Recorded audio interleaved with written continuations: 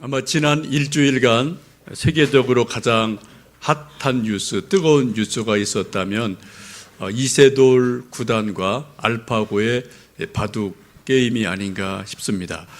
여러분 아시는 것처럼 세계 최강의 바둑 고수인 이세돌 구단이 구글에서 만든 인공지능 알파고에게 3연패를 했습니다. 그것도 불개패니까 계산할 것도 없다는 거죠. 너무나 확실하게 졌기 때문에 몇 점 계산할 것 없이 완전히 패배를 해버린 일이 있었습니다. 바둑 애호가들이 크게 실망하고 낙심을 했습니다. 이세돌이 보통 사람이 아니거든요. 약 15년간 세계의 바둑의 지존으로 군림했던 사람입니다. 바둑에 관한 한 천재 중에 천재입니다. 이런 바둑의 천재가 사람이 만든 인공지능 알파고라는 컴퓨터에 완패를 당한 그러한 일이 있습니다. 그래서 사람들이 탄식합니다. 인간이 기계에 졌다. 또 인공지능에 사람들이 무릎을 꿇게 된다. 언제 머지않아 인공지능이 우리 사람을 정복하는 게 아니냐. 그런 우려들이 일어나기도 합니다. 여러분 어떻게 생각하십니까?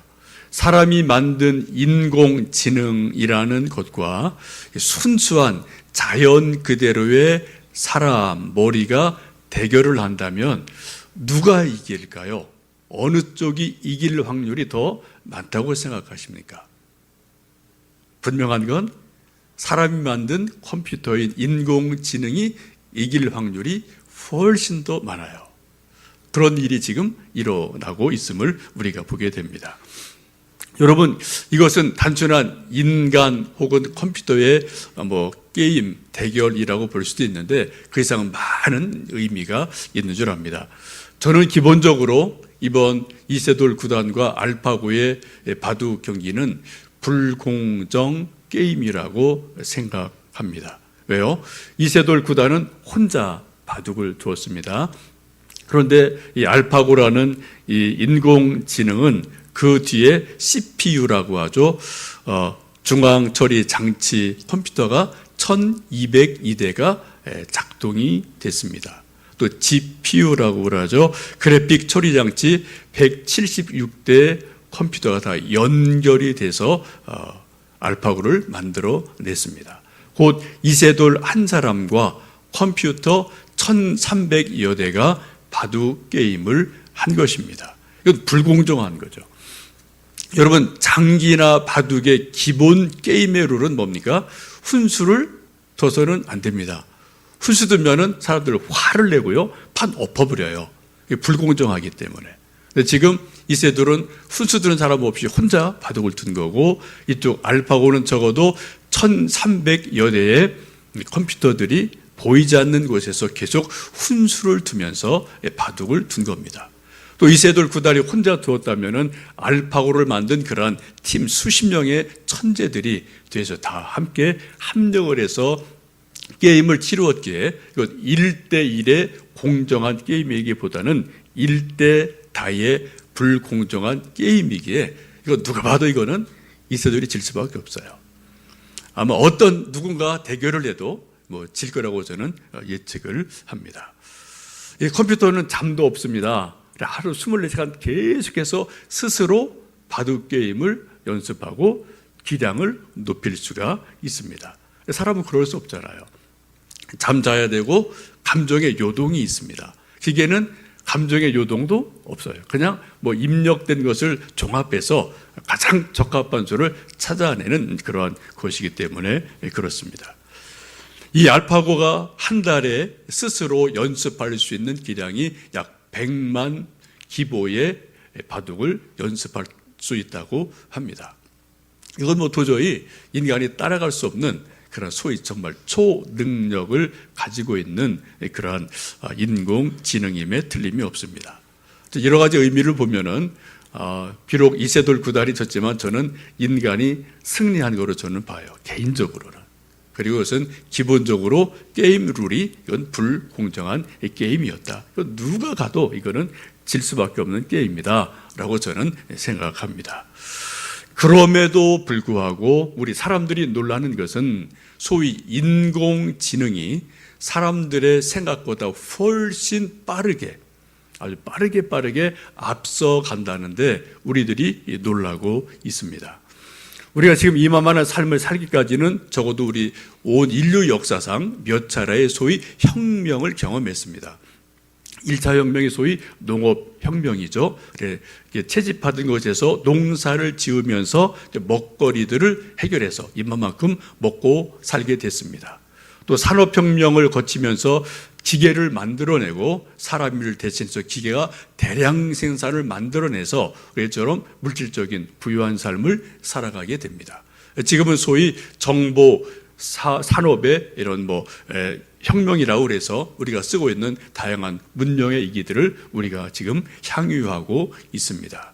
이미 지금 네 번째 혁명이 시작됐고 또 계속해서 나갈 터인데 그것을 우리는 소위 인공지능의 혁명이라고 이야기를 합니다. 여러분, 혁명이라는 말은 그냥 조금 변화됐다는 게 아니고요. 정말 근본적으로 틀 전체가 뒤집어졌다. 틀 전체가 바뀌어졌다. 이런 걸 우리가 소위 혁명이라고 말을 하고 있지 않습니까? 이미 그러한 일들이 우리가 알든 모르든 우리가 살고 있는 이 사회 속에 지금 조용하게 거대하게 진행되고 있음을 보게 됩니다. 옥스퍼드 대학의 한 연구진이 예측하기를 앞으로 10년 내에 미국에 있는 일자리의 47%가 사라질 것이라고 예측을 했습니다. 10년 지나면 미국의 반수 이상이 직장을 잃을 수 있다라는 얘기입니다. 이미 인공지능이 많이 활용되고 있습니다. 주식 투자처로 알려져 있는 미국의 월스트리트에서도 이미 인공지능을 활용해서 약 70% 정도 주식 투자 펀드를 매니저하고 있어요. 이건 사실이거든요. 통계에 의하면은 가장 뛰어난, 세계에서 뛰어난 그런 펀드 매니저들이 관리하는 그러한 것의 평균 수익률이 마이너스 3%랍니다. 근데 인공지능을 활용해서 한 것은 플러스 5%가 나와요. 그래서 사람들이 어떻게 하겠습니까? 사람 믿기보다는 차라리 기계 믿는 게 더 수익률이 좋기 때문에 자꾸 그러다 넘어가는 일들이 일어나게 될 것입니다. 한 미국 남자 30대 남자가 응급실에 실려왔습니다. 전문의가 이 사람의 병명을 찾으려고 무지내를 써서 5일간 연구하고 검진하고 이것저것 조사를 다 했는데 병 원인을 알 수 없었어요. 병명을 찾아낼 수가 없었습니다. 어쩔 수 없이 5일 지난 다음에 왓슨이라는 인공지능 의사에게 이 환자를 의뢰를 했습니다. CT를 찍고 다 이 기계가 하면서 2시간 만에 병 원인을 찾아내고 병명을 찾아냈습니다. 2시간 만에 세계에 있는 수백만 건의 의학 논문을 검색하고 비슷한 사례들을 컴퓨터가 쭉쭉쭉 정리하고 분석해서 이 사람의 병은 급성 혈관염이다 라고 진단을 내린 예가 최근에 있었습니다. 미국의 MD 앤더슨이라는 유명한 암센터가 있죠. 이곳에서 정말 세계적인 의사들이 모여 있는 곳인데 이 의사들이 초기에 암 환자를 진단했을 때 오진율이 20% 내지 44%라고 합니다. 근데 왓슨이라는 이 인공지능 의사가 검진을 하면은 82.6%를 잡아내요. 인간 의사는 10명 중 4명 정도 실수를 합니다. 인공지능 의사는 10명 중 2명만 실수하고 8명은 맞추는 확률이 있어요.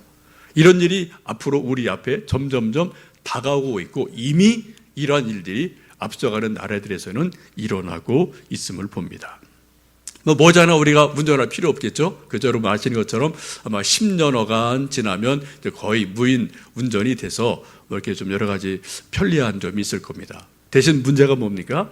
수많은 운전 기사분들이 직장을 잃는 또 다른 문제가 일어날 겁니다. 많은 사람들이 예측하기를 앞으로 10년, 20년쯤 되면은 약사도 거의 불필요할 거다. 펀드 매니저도 서서히 퇴조할 것이다. 심지어는 요리하는 요리사도 점점 이제는 잦아들 것이다. 왜요? 레시피가 다 있어서 인공지능이 기가 막히게 그걸 조합을 해서 더 맛있는 것을 만들어낼 것이다 라고 예측을 합니다. 아마 그렇게 분명히 되어질 것 같습니다. 우리 자녀들이 살아갈 세상은 전혀 다른 세상이에요.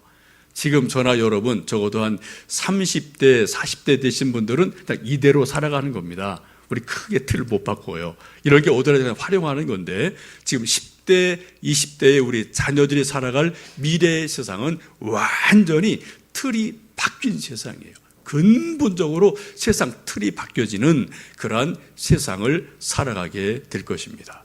그래서 카이스트의 김대식 교수라는 분이 있는데 아마 우리나라 최고의 인공지능 대가고 이제 앞서가는 분으로 알고 있는데요. 이분이 그런 문제를 제기합니다. 우리 한국 학교의 교육이 이대로 계속 가야 되느냐, 틀을 바꿔야 되지 않겠느냐. 지금 10대, 20대 초중, 고 이런 아이들이 졸업을 하고 사회인이 되고 어른이 됐을 때 10년, 20년 후에 우리가 지금 이런 학교에서 고정된 틀에서 배우는 이러한 학교 교육이 진짜 쓸모가 있을까? 이게 정말 이대로 가는 게 맞는가? 그런 문제 제기를 심각하게 해요. 사람들이 아직 호응이 없어요. 거기에 대해서 이렇게 심각하게 우리가 어른들이, 지도자들이 생각하지 않은 것 같습니다. 그럼 분명한 것은 원든 원치 않든 그러한 놀라운 변화된 세상이 곧 우리 앞에 다가올 것은 분명한 사실인 것 같습니다.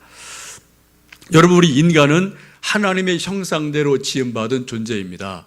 우리 인간은 흔히 세 가지 요소로 구분을 하죠. 우리 몸이 있습니다. 또 우리 정신이 있습니다. 또 더 깊은 곳에 영혼이 있습니다.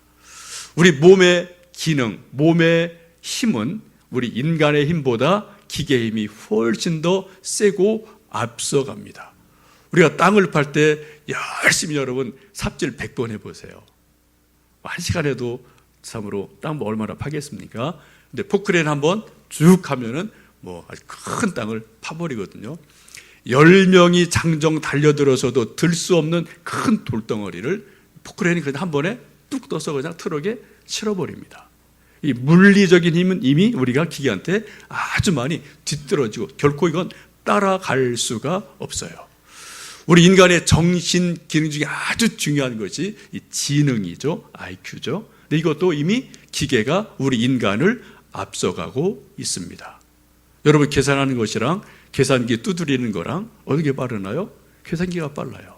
또 인공지능을 그것을 스스로 학습을 하기 때문에 훨씬 더 빠른 속도로 우리 인간의 지능을 앞서가고 있음을 우리가 보게 됩니다.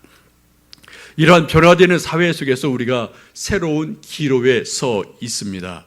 과학기술 문명이 발전하면 발전할수록 우리 인간이라는 게 도대체 뭐냐, 그런 혼란스러움이 우리들에게 있습니다. 여러분, 과연 인간이란 어떤 존재입니까? 저나 여러분, 우리 모두는 우리를 일컬어서 우리는 현대인이다 라고 말을 해요. 맞죠? 저도 현대인이고 여러분도 현대인입니다. 우리는 구석기 시대 사람이 아닙니다. 현대인이라는 것은 두 가지 의미로 보셔야 돼요. 하나는 우리가 구석기 시대 크로마뇽인이 아니다. 우리는 조선시대 사람이 아니다. 우리 지금 21세기 과학, 물질 문명이처럼 번창한 시대를 살고 있는 현대인이다. 그리고 우리는 자동차를 혹은 핸드폰을 여러 가지 문명의 이기들 우리는 활용하고 있습니다. 이것을 우리가 활용하지 않고는 현대 사회를 우리가 살아갈 수가 없어요. 엄청 힘들어집니다. 우리가 정도 차이 있지만 우리는 현대 과학기술 문명을 다양하게 활용하고 우리가 또 여러 가지 도움을 받고 있습니다. 상당히 좋은 거예요. 또 하나는 우리가 인간이라는 겁니다. 현대가 있고 또 하나는 인간이 있어요. 인간의 인간다움은 이 몸이 아니라 내면적인 곳에 있습니다. 특별히 하나님의 형상대로 지음받은 영혼이 우리 안에 있기 때문에 우리가 비로소 인간이 될 수가 있습니다. 우리 두 가지 소리는 갈등을 하고 있어요. 우리 몸은 점점점 현대 물질 문명의 이 길을 활용하면서 우리 몸은 본능적으로 세상을 따라가게 돼 있습니다. 점점 세상과 친숙해집니다. 세상의 물질 문명의 도움을 계속 받고 있어요. 이건 아주 좋은 일이고 자연스러운 일입니다. 그런 동시에 어떤 일이 납니까? 우리 인간의 가장 깊은 내면에 있는 영혼의 의식이, 영혼의 그 존재 자체가 점점점 희미해진다는 거죠. 하나님의 형상 닮은 우리 인간의 가장 소중한 부분이 점점점 희미해지는 일들이 일어나요. 여기 우리 고민이 있어요. 그래서 우리 인간다움을 담보하기 위해서 우리 영혼의 고유성, 하나님 닮은 형상을 어떻게 우리가 끝까지 붙드느냐, 어떻게 살려내느냐, 이 문제와 또 하나는 몸이 필요로 현대 문명의 필요를 어떻게 우리가 또 잘 사용하느냐, 이 두 가지가 우리에게 끊임없이 갈등을 하고 있습니다. 아마도 한쪽으로 확 쏠리는 사람이 있을 거예요. 몸을 따라서 쫓아가는 사람은 그냥 현대라는 것만 쫓아가는 거고 기술을 따라가는 거고요. 영혼을 잃어버릴 수가 있어요. 여러분, 그러한 갈등이 바로 우리에게 있고 이것이 바로 현대인의 고민이지 않나 싶습니다. 여러분, 분명한 것은 앞으로 인공지능이 점점점 발달할 것이고 우리에게 더 좋은 것들을 많이 제공할 것 같습니다. 그러나 분명한 것은 기계는 기계입니다. 인간은 인간입니다. 우리 인간이 인간일 수 있는 가장 중요한 것은 우리 속에 하나님의 형상이 있다, 영혼이 있다. 그것이 바로 인간다움의 가장 중요한 포인트입니다. 그러기에 우리는 천국을 사모하고 영생을 사모하고 거룩해지려고 애를 쓰고 있는 것이 우리들의 모습이고 인간다움입니다. 전도서 3장 11절 말씀 보시면 솔로몬이 일찍 이렇게 말씀을 하죠. 하나님은 모든 것을 지으시되 때를 따라 아름답게 하셨고 또 사람에게 영원을 사모하는 마음을 주셨느니라. 그러나 하나님이 하시는 일을 사람들이 시종을 알 수 없게 하셨다라고 말씀합니다. 사람이 사람다울 수 있는 가장 중요한 것은 우리 마음속에 영원을 사모하는 마음을 주셨다라고 성경은 말씀합니다. 솔로몬이 이 인간다움을 정확하게 본 거죠. 인간이 뭐냐? 우리 인간 속에 숨어져 있는 하나님의 형상, 곧 영원을 사모하는 마음, 천국을 사모하는 마음, 이것이 바로 인간다움의 가장 중요한 포인트다라고 솔로몬은 우리에게 말씀합니다. 앞으로 분명한 것은 인공지능이 점점점 똑똑해지고 스마트해질 겁니다. 그러면 그럴수록 우리 사람들은, 특별히 우리 자녀들은 하나님을 덜 찾게 될 확률이 아주 많습니다. 이런 예를 들어볼까요? 우리가 예컨대 어떤 주식을 사기 위해서 A 주식을 살까 B 주식을 살까 나름대로 여러 가지 공부하고 자료 가지고 우리가 결정을 해야 됩니다. 또 우리가 자신이 없거든요. 미래에 대한 확신이 없거든요. 어떻게 합니까? 우리가 기도를 해요. 새벽 깨우며 기도, 하나님 A를 살까요? B를 살까요? 어떤 걸 주식 투자를 해야 될까요? 우리가 고민할 수 있고 그때 우리가 한계에 있으니까 기도를 해야 돼요. 근데 주시는 어떤 깨달음, 확신을 가지고 선택해서 성공할 수도 있고 실패할 수도 있습니다. 앞으로 인공지능이 점점 말하면 이런 일이 고민할 일이 없는 거예요. 거의 뭐예요? 하나님에게 기도해서 여쭙기보다는 그냥 인공지능에게 물어보면 거기서 적당한 A, B, C를 딱 답을 주니까 그것에 따라서 선택을 하면 되는 시대가 곧 도래할 겁니다. 우리 자녀들이 사는 세대는 점점점 기도할 일이 희박해집니다. 선택을 결정할 때 고민할 일이 점점점 적어질 가능성이 아주 많아요. 우리 인간의 지능보다 훨씬 탁월한 인공지능이 여러 가지 수를 다 살펴보고 선택해 줄 일들이 많기 때문에 그렇습니다. 점점 우리가 편리해지고 효율적인 삶을 살게 되고 이러한 것은 분명히 좋은 일임에 틀림이 없습니다. 그러나 문제는 우리 인간이 몸이 편해졌다, 생활이 편리해졌다, 여러 가지가 좀 효능이 있다. 이런 것이 우리 인간의 전체가 아니라는 것이죠. 어쩌면 우리 몸이 편리해지면 편리해질수록 우리 인간의 가장 깊은 곳에 있는 영혼 속에서는 죄의 문제로 더 고민이 많아질 것 같습니다. 여러분, 우리 인간의 가장 깊은 곳에는 늘 죄의 문제가 있어요. 로마서 8장에서 사도 바울이 말씀하신 것처럼 의인은 없나니 하나도 없다. 모든 사람이 다 치우쳐서 악하게 되었다. 모두가 다 죄인이라고 분명히 말씀을 합니다. 여러분, 우리 인생을 가만히 깊이 들어가 보면은요, 정말 우리 인생이 정말 고민하는 것은 돈 문제 아닙니다. 있지만 그건 좀 비껴갈 수 있어요. 건강 문제 있지만 비껴갈 수 있습니다. 먹고 사는 문제, 의식주 문제 우리 중요하지만 그것도 비껴갈 수 있는 길이 여러 가지 있어요.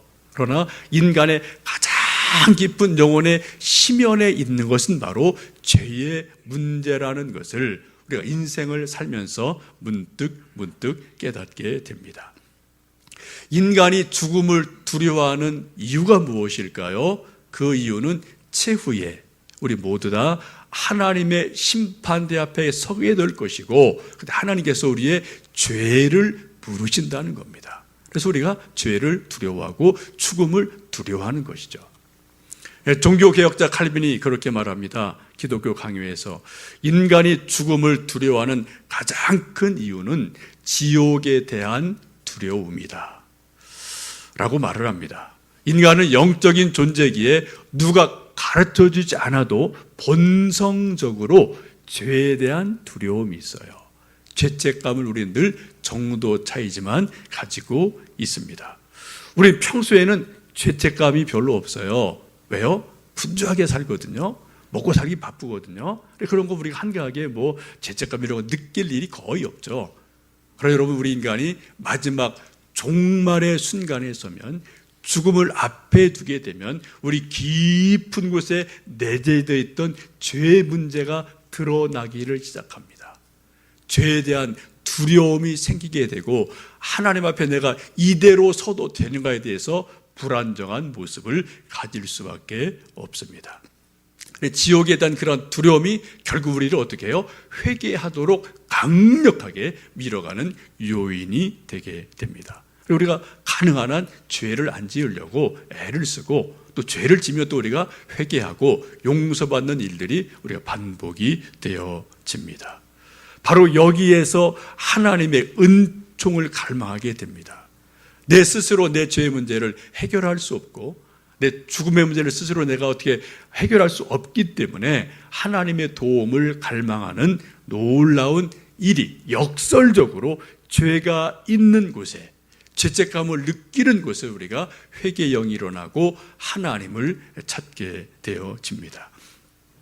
사도 바울이 로마서 7장에 그렇게 고백하죠. 오라 나는 곤고한 사람이라 누가 나를 이 사망의 몸에서 건져내겠느냐. 내 자신이 마음으로는 하나님의 법을, 몸으로 육신으로 내가 죄의 법을 따라가는도다. 오라 나는 곤고한 사람이라고 탄식을 하고 있습니다. 역설적에 바로 곤고함을 느끼는 그 자리에 하나님의 어린 양 예수님의 존재가 필요한 곳이 되어집니다. 우리 인간은 스스로 죄를 해결할 수 없기 때문에 하나님이 보내주신 어린 양 예수님으로 말미암아 우리가 죄 용서를 받고 해결을 받습니다. 어린 양은 이미 구약시대에서 많이 말씀을 하셨어요. 중요한 것은 출애굽기를 보시면 출애굽하기 전에 모세를 통해서 바로와 여러 가지 갈등이 일어나게 되는데, 그때 10가지 재앙 가운데 마지막 10번째 재앙, 애굽의 초태생 짐승들과 장자들이 다 죽는 그러한 재앙을 내리시게 됩니다. 그런데 하나님께서 이스라엘 백성들에게 어린 양을 잡아서 그 피를 문설주와 인방에 바르라. 그럼 이 피를 보고 죽음의 사자가 넘어갈 것이다 라고 말씀합니다. 문설주가 양 기둥이죠.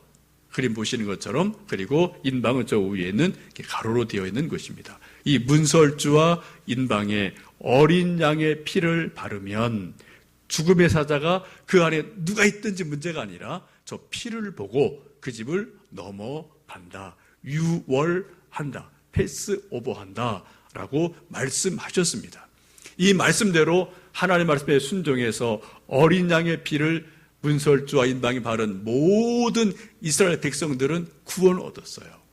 이것을 하지 않았던 애굽의 집에서는 바로부터 종에 이르기까지 모든 장자가 죽음을 당했던 것을 우리는 말씀 속에서 보게 됩니다. 여러분, 출애굽기는 앞으로 오실 어린 양 예수님을 가르치는 그러한 말씀입니다. 그 모형입니다. 여러분, 성경에 위대한 사람이 많이 소개가 되어지는데 성경에서 소개된 가장 위대한 예언자, 선지자를 누구라고 생각을 하십니까? 엘리야, 대단한 분이죠. 사무엘, 대단한 분이죠. 엘리사, 정말 대단한 분이에요. 근데 성경을 보시면 이런 분들이 가장 큰 선지자가 아니라고 말씀합니다. 예수님 누가복음 7장에서 말씀하시기를 내가 너희에게 말하노니 여자가 낳은 자 중에 세례 요한보다 큰 자가 없느니라 라고 말씀합니다. 여자가 낳은 모든 인간 가운데 세례 요한보다 큰 자가 없다.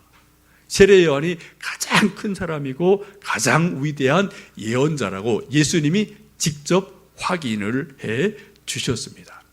이런 가장 큰 선지자이고 예언자인 세례 요한이 예수님을 향해 하는 말씀이 보라, 세상 죄를 지고 가는 하나님의 어린 양이다라고 예수님을 가장 정확하게 밝혀주고 있어요. 여러분, 예수님이 어떤 분이라고요? 세상 죄를 지고 가는 하나님의 어린 양입니다. 출애굽기를 보시면 또 구약을 보시면 모든 사람이 속죄 제사를 드릴 때 각자 양을 끌고 와서 안수하고 잡아서 피를 뿌리고 번제를 드렸습니다. 그 양은 누구의 죄를요?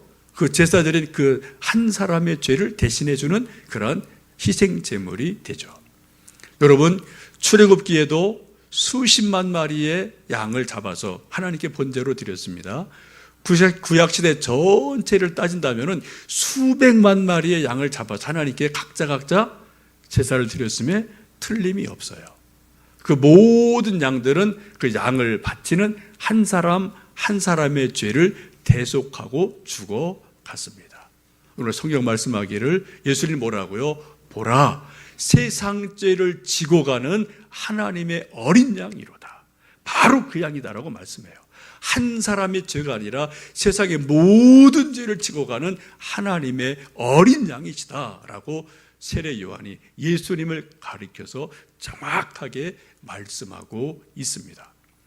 그러기에 우리는 더 이상 우리 각자 양을 잡아서 구약 시대처럼 번제 드릴 일이 없어요. 나의 죄를, 우리의 죄를 대속하신, 세상 죄를 지고 가신 예수님을 믿기만 하면 그분의 은혜로 우리가 죄 사함을 받고 구원 얻는 것을 우리는 어린 양 예수님의 보혈을 통해서 우리가 체험하고 은혜를 받습니다. 어린 양은 죄와 관계가 있습니다. 그래서 어린 양을 잡아서 번제를 드리고 피를 뿌릴 때 그것을 주님께서 보시고 죄 없다라고 인정을 해 주십니다. 이것을 우리는 하나님께서 우리 죄를 간과하셨다라고 표현을 하죠. 간과하셨다는 것은 안 보셨다, 안 본 척 하셨다는 거예요. 죄가 분명히 있음에도 불구하고 없는 것으로 여겨 주셨다라는 겁니다. 영어 성경 보시면 이것을 overlooked라고 되어 있더라고요. 이게 뛰어넘는 거예요. 안 본 거로 삼아 주시는 겁니다. 그때 비로소 우리가 죄 용서를 받고 여기에 우리가 말하기를 은혜가 있다, 용서가 있다, 하나님의 긍휼하심이 있다라고 우리는 고백을 하게 됩니다. 가장 위대한 예언자인 세례 요한은 예수님을 보고 직접 말하기를 보라, 세상 죄를 지고 가는 하나님의 어린 양이로다 라고 말씀을 하십니다. 그 어린 양 예수님의 은혜로 인해서 제가 오늘 여기에 있고 여러분 동시에 오늘 여기에 이처럼 우리가 존재하고 예배를 드립니다. 여러분, 인공지능이 사람의 지능을 능가하는 시대를 이미 우리가 살고 있습니다. 이런 시대에 우리에게 하나님의 어린 양 예수님은 도대체 어떠한 존재일까요? 어떠한 의미가 있을까요? 여러분, 기계가 아무리 똑똑하고 스마트해도 기계는 기계입니다. 기계는 사람이 만든 일종의 피조물이에요. 우리 인간이 아무리 좀 부족하고 멍청한 것이 있고 실수가 있어 우리는 하나님이 지으신 하나님의 형상을 가진 인간임에 틀림없습니다. 기계가 사람이 만든 것이라면 우리 인간은 하나님이 만들어 놓으신 하나님 닮은 피조물입니다.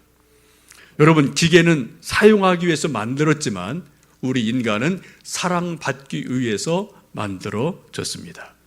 기계가 똑똑해지는 것이 목표라면 우리 인간은 거룩해지는 것이 우리 삶의 가장 중요한 목적입니다. 기계는 효율성을 따지겠지만 우리 인간은 하나님의 사명을 꿈꾸며 그 하나님의 사명을 이루어가는 것이 우리 인생의 존재 목적이기도 합니다. 알파고를 만든 회사 이름이 딥마인드예요. 다른 이름이 딥마인드라는 거죠. 깊은 마음이다 라고 이름을 지었는데, 제가 볼 때는 알파고에는 마인드가 사실은 없습니다. 기계일 뿐이에요. 똑똑합니다. 인간보다 훨씬 더 지능이 높습니다. 그러나 마인드는 사실은 없어요. 그럼 우리 인간은 좀 부족하고 허술한 데가 있을지 모르지만 우리 속에는 하나님의 거룩한 형상이 있습니다. 우리 속에는 영혼이 있습니다. 그리고 우리가 인간이에요. 여러분, 인간이 인간다울 수 있는 가장 중요한 일이 무엇입니까? 바로 어린 양 예수님의 보혈로 우리 죄가 씻음 받을 때 비로소 우리는 인간이 인간다워질 수가 있습니다. 우리가 거듭남을 체험하고 새 사람이 될 때 비로소 인간이 될 수 있고요. 우리가 구원의 확신을 갖고 구원의 감격을 체험할 때 그때 비로소 온전한 인간이 될 수가 있습니다. 바로 그 일은 어린 양 예수님의 보혈에 있고 어린 양 예수님의 은혜에 있음을 우리가 고백을 하게 됩니다. 함께 기도하시겠습니다.